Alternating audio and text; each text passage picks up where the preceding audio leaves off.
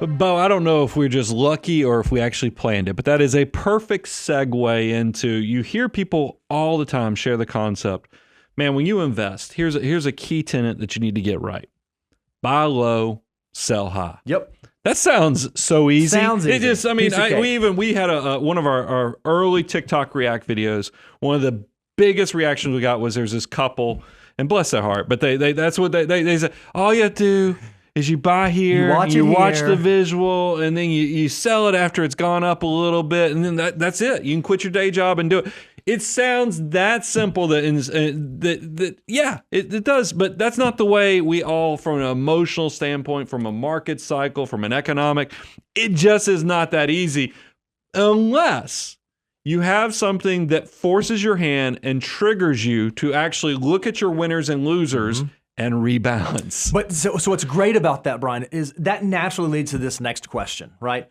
You may be thinking, all right, rebalancing sounds great in practice. I understand the academia of it, but wouldn't it hurt me? I mean, if what I'm ultimately doing when I'm rebalancing is I'm selling the things that are doing well and I'm buying the things that have not done as well, wouldn't this hurt my overall performance? Wouldn't I be better off doing nothing? Well, fortunately, here at the Money Guy Show, we like to show you the numbers. We like to dive in. So we actually had Daniel put together some analytics around this. Yeah, this is great. By the way, we had a concept. We're like, I wonder, because I want to prove to our audience that what we share is not just lip service. So let's actually show them some data.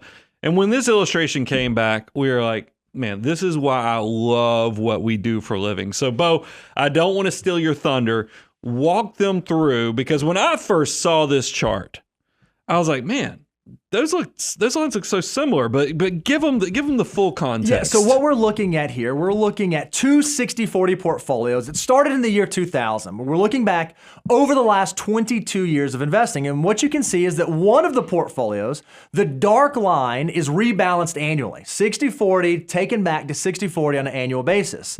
The lighter green line is never rebalanced. And so this thought of, okay, what I'm going to do is I just want to make sure that, or if I'm going to rebalance, isn't going to hurt my long-term performance. What you can see is over this 22-year time period, through which we saw the dot-com bubble burst, we saw the Great Recession, we saw COVID, we saw 2022, and then we saw a lot of really positive bull markets in there as well.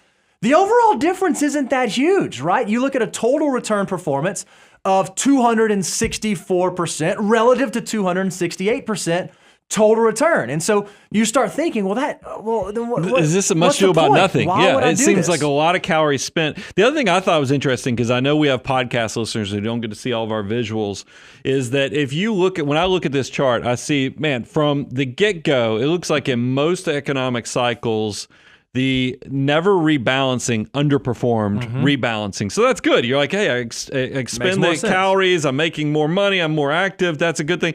But then recently, because we've had such a huge run-up of the S&P 500, really post-Great Recession, it's been a rocket ship up. And you can see that, yes, maybe you should just keep your winners forever, but it's actually settling back down because we've gone through this bear market of 2022, that there really is only a 4% difference. So does that mean that we're doing content that doesn't really move the needle, Bo? That's what it seems like, right? On the cuff. But let's, again, think about this in practical terms. Again, we're talking about 60-40 portfolios, and this is just 60% S&P 500, 40% U.S. Treasury. Very simplified asset allocations.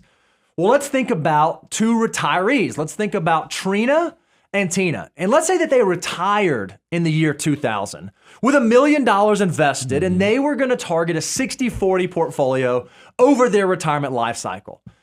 And they're both living off of these monies, and they listen to Money Guy content, and so they say, you know what, a 4% withdrawal rate should be sustainable over the long term, so we're going to live off of $40,000 a year. We have $1 million portfolio, we're going to pull off $40,000 per year, or 4% in retirement, but we're going to behave slightly differently. Trina is going to rebalance once per year. She's going to do the annual rebalancing, but Tina is never going to rebalance. She says, I don't think it makes that big of a difference. The numbers don't look that different. How does this play out? Well, when you actually look at the dollars of this scenario, it makes a pretty big difference. Look, after just 2 years of living off of these dollars, on July of 2002, that's kind of the bottom-ish of the dot-com bubble bursting, you can see that Tina has a balance of about $650,000 in her portfolio, where Trina has $740,000. That's over $100,000 difference, which I gotta believe living through that, you're thinking, oh man, I'm getting nervous. That 4% withdrawal rate that I did have is now much higher than it was when I started my retirement. Well, I love that it creates a trigger point. Think about this. If you're trying to figure out why does one have a better alpha than the other, I love when you do rebalancing. Now, we ran this through Y charts, so it's not even using the human component of make sure I get my winners versus the losers on the buy low, sell high. This is just making it a systematic process. Yep. I think the difference actually is bigger in reality is because this does allow you, when you are pulling money out of your portfolio, you're saying, hey, I don't want to sell this stock while it's down 25%. You know, I want to kind of, I'll pull off my more conservative stuff and then I'll be opportunistic. There's actually an alpha component above and beyond what we're even showing here. So it blows my mind that just 2 years into this, we already have such a big variation in this. I can't wait to see where the rest of this illustration goes. Yeah, so let's fast forward to the next scary time, the Great Recession. If we look at the value of these two portfolios on March 9th of 2009, Trina now has a $640,000 portfolio.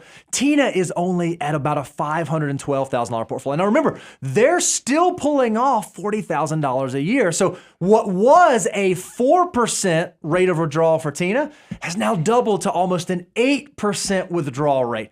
Again, in real life, when that happens, you got to start getting really, really nervous, thinking, holy cow, I've only got $500,000. I'm pulling off $40,000. Man, I wish I had that extra $130,000 that Trina has in her portfolio. So rebalancing is pulling away here. I mean, it was less than $100,000 difference after 2 years, but you fast forward through this, now we're at $130,000.